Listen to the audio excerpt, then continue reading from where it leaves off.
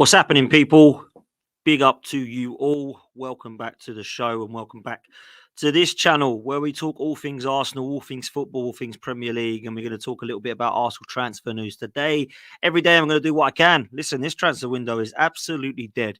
Whether it's profit and sustainability, whether it's FFP, whether it's people are skint, or whether people are just extremely slow, something's happened because nothing is going on. Listen, do me a favor, smash the like for me, make me happy. Hit me at subscribe. I'm now over 15k and I'm on the route to 20k. That's the next target.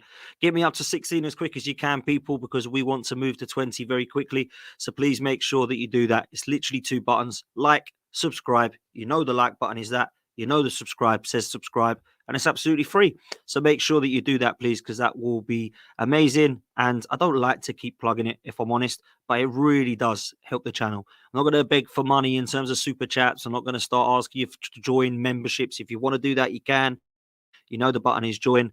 But for me, I just want you to hit the like and subscribe button because that is the free thing that I want you to do to make the channel grow as quickly as it can, which, to be fair, is very, very good to get to 15k. So I've never, ever thought I'd get to 15k this quickly. So thank you so much.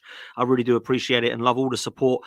Big up to all of you in the chat. Big up to my mum who's in here. Big up to Lego231. Big up to Afsar. Big up to John KLSC. Big up to Kelvin. Thank you also for joining so much for joining us so soon. We're going to get into it and talk all things Arsenal transfers. There isn't anything happening. Thanks for watching the show. Take care, everyone. Good night. You really could sum it up that quickly. It is scary, the fact that we are not really heavily linked with anybody. It is crazy to think that Edu and Arteta actually get paid to try and get players in and sell players, and nothing is happening. But apparently it's profit and sustainability. It's nothing to do with that. Calm down. Stop being negative and toxic. Okay, cool. Listen, we're in a position where we might need to sell if we want to buy. But some of the links today are actually summer links. Now, let's start with the first one. Zubimendi. Zubimendi at Real Sociedad. There's a lot of heavy rumours to suggest that he is interested in Arsenal in the summer. There's a release clause, which is between 40 and 50 million pounds. I'm not quite sure what euros that is. But listen, we're in a position right now where he is looking like the target for the summer. Now, whether that means Thomas Partey's going or whether it means Jorginho and El Neni are going, we definitely need to look at our midfield and revamp it in the summer. And Zubimendi, in terms of the footballer, from what I've seen only on YouTube compilations and bits and pieces at La Liga, he looks like a very comfortable footballer. He looks on the ball to be somebody that I would respect as a footballer in terms of a deep lying midfielder and somebody who can spray the ball. And I think we have got that in Jorginho and Thomas Partey, but we need to refreshen it. Thomas Partey is injury prone. Jorginho is not getting any younger. And although he has some good cameos and some good performances in an Arsenal shirt, he's not the answer long term. And Mohamed El Neni, I mean, I know he's out at the moment over in Africa playing for Egypt, but in my opinion, it's amazing that he's still here 7 years on. I mean, big up to him, longevity, and always tried his best, but just got to be very honest, as El Neni is. He's not the answer moving forward. So Zubimendi, I think, would be a really good option for Arsenal. And I don't feel like it's a player that's unrealistic either. I look at the opportunity for us to go and get somebody in midfield that can move forward. And I think Zubimendi could be that guy. It's funny, isn't it? Because when people talk about this team and his position, the first player I think of is Xabi Alonso, because he was at Real Sociedad, if you remember. And then he was a player, I think he won the league, La Liga with Real Sociedad all them years ago before he come over to Liverpool. He was a player who was deep lying, defensive midfield, but you don't really see his attributes as somebody of a Patrick Vieira. I don't think Zubimendi has the physical attributes of Thomas Partey or somebody like a Vieira, but certainly he's a player that can keep the ball moving. He's got good passing from what I hear. And I don't claim to be one of these players, one of these football fans that understands all players. I don't watch enough football in all of the leagues. I wouldn't have enough time to do anything else in the day. All I can do is look at what his attributes are and look at from experts that I know over that watch La Liga who say, he's a good player. And actually, he could 100% do a job at Arsenal moving forward. Now, I don't want someone to do a job at Arsenal. I want someone to be in the first team and actually take us forward. But you've got to remember that one of Arsenal's lack of title-winning squads over the year is because the squad has not been good enough. And if you're going to go and get a Zubimendi, as well as Partey and Rice, let's say, because there's no rumours that Partey and Jorginho are going to leave, by the way, in the summer. I'm just thinking that they both will and probably would, if I was them, want to move forward because it's not quite working in terms of their first team football, but also Partey's injury isn't really working for Arsenal Football Club right now. So Declan Rice could be left as the only midfielder that's definitely 100% staying in the summer. So Zubimendi is a guy that we need to be looking at to fill one of those roles from Jorginho and Partey if they were to move on, and of course El Neni. So I don't think this would be a bad signing. If you're into stats, go look at it. If you're into what he creates, if you're into what his interceptions are, I'm not your guy. Go look it up. I'm sure you can find stats somewhere. But from what I hear, he would be a very good signing in the summer. Somebody else moving next that we are linked with, unbelievably, is Leroy Sane. Now, it's very, very wafty reports here. And it, of course, is a summer move they're talking about. They're not talking about Leroy Sane coming in January before we get too excited. But there are reports saying that Arsenal and Liverpool are contenders to sign Leroy Sane in the summer. And that's because Bayern Munich are looking to potentially cash in on him should they fail to agree on the fresh terms that they're being linked with. They're trying to get him tied down to a new deal. He has 20 goal contributions this season. And of course, he knows the Premier League really well. A lot of the Premier League fans will know him from his time at Manchester City, which was a player that I really liked actually on that left-hand side. You know, I think he can play right and left. And I think he's been playing more on the right for Bayern Munich from what I hear. He has been phenomenal. And it's a player that I look at that I think could be an unbelievable signing for somebody Premier League-wise. I'd be amazed, if I'm honest, if Man City didn't go back in for him, if he was an option, because I still feel like if you're looking at wide players, I don't know that Man City actually have that many, to be fair. They've got Jeremy Doku that can come on. They've got Jack Grealish. They play Foden or Bernardo sometimes out there. But in terms of an out-and-out winger, Leroy Sane was perfect for them. And I was surprised that they sold both Sancho and Sane when I thought that they were going to be the two that were moving Manchester City forward. Now, it hasn't worked out for Sancho, and I'm sure he will go and replicate some of his form from Dortmund a few years ago now that he's back at Dortmund on loan. But for me, I do feel like Leroy Sane would be a great option for somebody. Whether that's realistic or not, I don't know. But if we have any chance of signing him, it will be in the summer. That's for sure.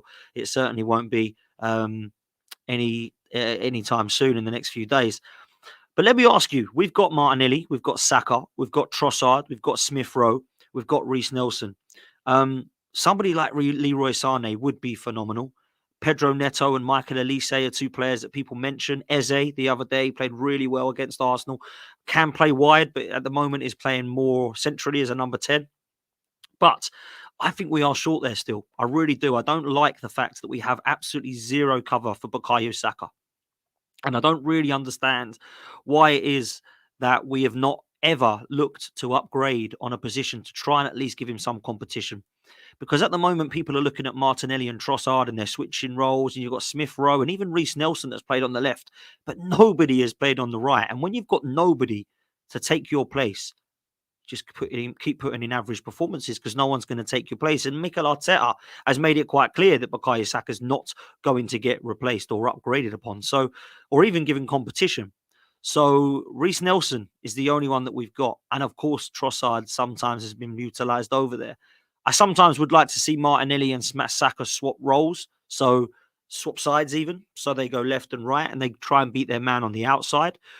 But for me, there's absolutely no cover for Bukayo Saka, and Leroy Sane, if we were ever interested in him in the summer, and it's true, of course, would give unbelievable competition. And some would say would play in the first team if he was to come for Arsenal, which I think would be a fair comment to make.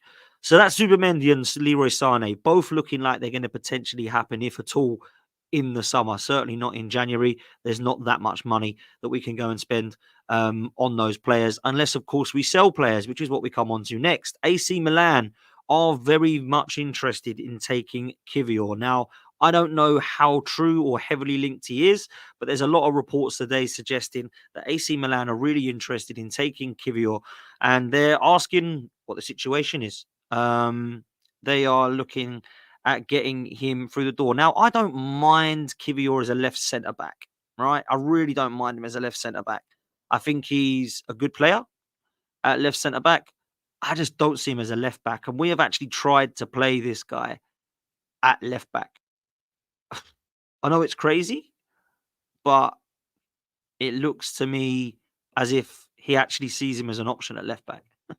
And that to me is crazy because I don't think he's got any attributes whatsoever to suggest he's a left back. Apparently, this guy's quick. And if I'm honest with you, I'd put him as the same pace as Mertesacker when he's playing at left back. He looks slow. But apparently he's absolutely rapid. Now, I've seen him at left centre back before, track back and really do well with his pace. But at left back, it seems like he's all over the place. At left centre back, I think he came on against Palace because Gabriel got a slight knock and obviously Rice did as well. But I'm not too sure. I look at Kiwior and go, wow. I've looked at him on left back and I thought, left centre back and thought, oh, he looks all right, actually. There's some good games that he's played. He scored a couple of goals, I think, and he doesn't look horrendous. But at left back, he looks more than horrendous. And I was really pleased not to see him at left back this weekend because I don't feel personally like he is a left back. Now, if AC Milan want him, it would be really crazy for us to sell him without looking at replacing because we at the moment are really short at the back. We've got Timber and Tomiyasu still out. Kieran Tierney's left on loan. We've got Gabriel, Saliba, and White as our only free fit choice centre backs right now. Kiwior is the other one. Tomiyasu being out, Timber being out, Zinchenko only just coming back, but literally can only play left back. He can't play across the back line at all. So it's a really strange one. If we were to get rid of Kiwior, surely we'd be looking to go and get somebody. Now, I know that before we've been linked with Jorel Harto from Ajax, but he's 17 years old. They think he's going to be the next best thing. But of course, at the moment, he's just not. I know before we were linked with De Ligt. That's not happening. Let's be real. That is not happening. And if I'm honest with you, I haven't been massively impressed. I don't look at him and think, yeah, I can see why people were rating him as the next Van Dijk. I don't see it personally. Upamecano, another one. I don't see it. Like I looked at him when he was younger next to Konaté. Konaté went to Liverpool and I thought, oh, Upamecano is the one everyone's talking about. And I would have to say that Konaté definitely looks better. Upamecano gets in the France squad ahead of Saliba somehow. But for me, there's no way. Absolutely no way I'm picking Upamecano over Saliba. But I understand why we'd be linked with centre-backs and left-backs and why, if Kiwior goes, would we allow that if we wasn't linked with one? So be very, very surprised if he's allowed to go and not be replaced. So that could be someone that we're looking at. And of course, the last rumour of the day is the Porto striker that we are linked with. Now, I don't know much about this guy. I really don't. 24 years old. Evan Nilsson. Evan Nilsson's stats, they look pretty good. He's played 13 games in the league for Portugal. He's scored 6 goals with 2 assists. He scored 4 goals in the 5 starts in the Champions League this season. So obviously there's something about him. How tall is this guy? Is he tall? How tall is he? Oh yeah, he's okay. So he's 6'2", something like that. So he's not exactly a monster of a striker, but he's not a short one. I don't know much about him, guys. Let me know in the chats if you do know much about him. I don't know enough about him to know if he's going to be a top talent if we was to sign him. But it seems at the moment we're linked with a lot of strikers week in, week out that I haven't heard of, and that worries me. You know, one week it's Joshua Zirkzee. The next minute it was Mayoral, who we put in a bid from Getafe, got rejected for 22 million. We're now being linked with Evan Nilsson very, very loosely. Benzema rumours have kind of died down, and that 6-month loan deal is just not looking possible for anybody at the moment, let alone Arsenal. We need a striker, guys. We need a striker. And I think there's a lot of people that are saying, what do we do in that forward line? Do we get a replacement for Saka? Or do we use Jesus as a replacement for Saka and get a striker? Listen, if you were to give me Ivan Toney or Alexander Isak, yeah, and Michael Elise or Pedro Neto, I'm taking 2 of those 4, yeah, and having them in to bolster the squad. And then move Nelson and Eddie on and say, good luck. Go and have a good career at Wolves, Palace. Go and have a good career at Everton, Forest, wherever you want to go. Go and enjoy yourself. Play first team football, and I hope you do well, and I wish you all the best. You're 2 Gooners, 2 from Howland, and that's what we need to be doing now. Sometimes you look at a squad building scenario that we've had, and you think that squad was good enough to get top 4, but this squad is definitely not good enough to go and get us a title. And I think we're in that position now where we've got 4 or 5 covers players that are just not adequate. You know, and I look at that, unfortunately, being some of the players that we have actually brought in. And that's a worry for me. Or that we've kept on, like Nelson and Nketiah. Players like Jorginho, not really adequate cover for me long term. Nel Neni, likewise. Kai Havertz, Vieira, Kiwior, not for me long term players that could be a huge part of this squad, in my opinion. That's just my opinion, though. Some people may disagree. That's absolutely fine. But if we have a chance in the summer of going for the likes of Sane, Zubimendi, Alexander Isak, Ivan Toney, Victor Osimhen, then we're talking about a very, very exciting summer. But it's still a season to play, guys. Yeah, let's look at this season first. The January window's open now, and it doesn't look like anyone's going to do much, but we've still got a season. Let's worry about what we do this season first before we start getting excited about the summer. I can't believe how many people are saying, wow, what a summer we're going to have. Hang on a minute. You saw our summer. It wasn't that exciting. Declan Rice, done. Move on. Next summer. Come on, man. Let's actually look at what we can win this season and where we can go this season. Now, I don't think it's going to be a very successful season, personally. A lot of people will think that's pessimistic. A lot of people think that's toxic or negative. But let me tell you this. If we win a trophy, it's going to be a big one. Why? Because we're only in two of them, and they're the two big boys. So it's Champions League or Premier League if we win something. I don't think we will win neither, personally. I feel like we're just weak. I feel like we're too weak. And Liverpool and Man City are looking better for the Premier League right now. And in the Champions League, I have to say that probably Real Madrid, Bayern Munich, and Man City are probably all favourites ahead of Arsenal, right? But anything can happen in football. But as for the transfer window and what we need and what we're going to get, I can see a lot of disappointed Arsenal fans. I really can in this January.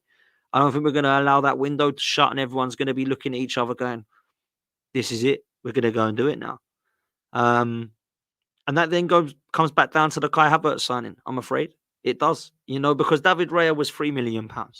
It's not something I look at and think, do you know what? This is a great opportunity for, XYZ. I look at it right now and think we spent £65 million on Kai Havertz, and now we don't have enough money because of profit and sustainability to go and get the player that we need, which could be a centre forward. £65 million getting you a centre forward, isn't it? Let's be real. Yeah, it might not get you Alexander Isak or Victor Osimhen, but it's getting you a centre forward. So, yeah, it's not looking too good. Moving on, just quickly, before we do come to a close, to wrap up some of the form that's happening at the moment, some of the fixtures we've got and some of the form that we need to show. We've obviously looking like, it's funny because I was chatting to my mate saying, it's West Ham and Liverpool again. It's like the other week. And it is literally like the festive period all over again. We've got West Ham, we've got Liverpool, and we need to win them both. Now, we need not just revenge against West Ham and Liverpool, but actually we need them if we want to go for any form of title race. We cannot be dropping points. If Liverpool beat us, can you imagine? 8 points ahead of us. Yeah, that would be 8 points ahead of us. Inexcusable. Cannot happen. We have to win against West Ham. We have to win against Liverpool. We have to beat Forest away, and we have to beat Burnley away. And they're the next 4 games. Yeah, and I want 12 points. I'm sorry. I want 12 points because we have to have 12 points. We can't draw. We can't lose. Anything like that now, and it is title done. Yeah. And I'm not saying we have to go win all of our games the rest of the season, but we need to be in a position where we're looking at touching distance from Liverpool and we're sliding away from them slightly. Yeah. Liverpool get anything further than 6 points ahead of us, and I really do feel like it could be done because I don't see us winning 3 games and Liverpool losing 3 games. They've lost once in the first half of the season, and that was to the Tottenham VAR disgrace. So Liverpool are serious this year, for sure. Manchester City, we know what they're like in the second half of part of the season. So we're going to have to go on a run of games now. And we need Partey fit. We need Timber back soon. We need Tommy back soon. We need a full fit squad that's going to be able to go and compete. And if we can add to anything in January to give us some help, that's what we're going to need. Because right now, we are short in a couple of positions and it worries me. It worries me if Saliba goes down. It worries me if Saka goes down, even though he's not playing great at the moment. It worries me if Jesus goes down because the players are coming in. Eddie, Nelson and Kiwior, it ain't going to do it. I'm worried already if Rice is out and Gabriel's out because we've got Kiwior, Jorginho and Havertz as our spine, if that is the case. Not good enough. Not good enough, man. It really ain't. So we need to bounce back. We've done that against Palace. Now what we need is momentum. I'm good with the set-piece goals. I'm good with the fact we've scored from open play, and I'm definitely good with the fact it will give a bit of a confidence boost, not just individually to the likes of Martinelli, but also as a group, because it proves that actually we got a little bit of our spark back, a little bit of our flair back, but we can't get carried away. It's one game against the Palace side that are dead and buried. So we need to be realistic about where we're at right now. And I think personally, it's okay to be realistic to say that we were happy with the result, but we're not getting carried away. We have to be realistic. This is going to be a very difficult game against Forest. They're needing points. They're in a right mess financially. They need to be at the races, and so do we. And it's a difficult place to go. We lost there last season at the City Ground. We haven't really enjoyed many games there. Let's be real. I remember us losing against Arsene Wenger there in the FA Cup. I remember us losing the FA Cup when it was to say no more to red, where we lost 1-0 and Tavares was subbed. And then, of course, we looked at the other situation last season where we went to Nottingham Forest, and we all know what happened. They stayed up. We threw the title away, and it was season over. So we've got to go back there with a little bit of revenge. And I feel like the next few games are about revenge. It's about revenge from last season at Nottingham Forest. It's about revenge at West Ham. It's about revenge against Liverpool. And we've got Burnley away, which is a game where Arsenal are expected to win. So I'm looking at Arsenal right now thinking that if we pick up 10 points, I'm not going to be distraught, but I'll be disappointed because we didn't pick up 12. That's what we need to be looking at. None of this, points good here, or points hard to get there. It's hard to go West Ham. It's hard to go to Forest. It's hard to go Anfield. It's hard to get Liverpool come to you. Yeah, every game's hard. But Arsenal, right now, if the bookies, and you're a betting man, you'd be going for the Arsenal if you was to actually put money on it. Yeah, so that means we're favourites for those games. So we have to win them. That's the way I see it. Listen, do me a favour, people. Make sure you smash a like button. How many likes have we got so far? Let's take a look. What are we at? 53. Come on, man. There's almost 200 of you in here. That's terrible. Let's get it up to 100 likes, people. And all you got to do is click the button. Really doesn't take long, and it's free. And you can subscribe at the same time and get us up to 16K as quickly as possible. So that would be amazing. So there we go. Short little transfer story for you. A little update on the Arsenal. And two things. If you do like a bet, make sure you go over to Bread and Honey Bets. Make sure you do that on the Patreon. Link is in the description. Bread and Honey Bets will give you all the betting tips you need. So make sure you check that out. Do not miss it. They have not let me down each week. So it's got to be shared with you guys, right? And if you do want one of these behind me, the wrong hand there, one of these canvas cannons, then make sure you go in the link in the description to Instagram, Gooner Russ 11, and make sure you're asking for one. If you're a Gooner, say Dan Potts sent me Russ. I really like your cannon canvas, and I want one, all sorts of colours on there that you can sort you out with. So make sure you do that too. Right, people, we're getting out of here. Take it easy, and we will see you next time. Laters.